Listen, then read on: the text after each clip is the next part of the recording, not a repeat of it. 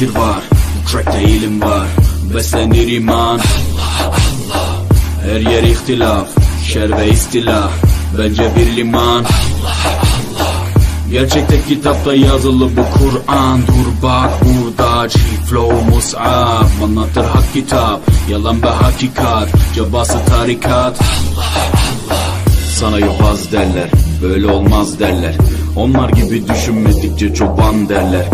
Biz Müslümanız, düşüncemiz hüsnü zandır. Bak istediğin güçle saldır. Biz Rabbe müptelayız. İşimde Allah, dilimde Allah, zikrimde Allah, fikrimde Allah, aklımda Allah, aşkımda Allah, aslımda Allah, kanımda Allah. Hasbi Rabbi Cellallah, ma fi kalbi gayrullah. Nur Muhammed sallallahu, la ilahe illallah. Hasbi Rabbi Cellallah, ma fi kalbi gayrullah. Nur Muhammed sallallahu, la ilahe illallah. Bu benden bir davet, nefse ikamet, hem de tek çare Allah Allah. Bu hayat imtihan, şeytandan intikam, sayısız iltifat Allah Allah. Güvendiğin dağlara kar yağar bak ancak Allah asla seni satmaz.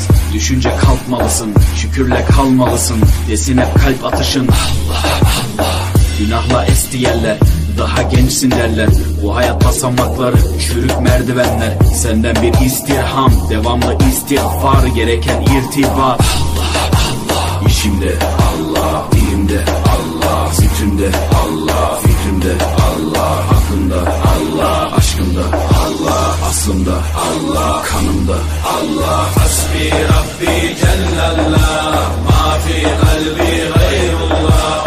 Nur Muhammed sallallahu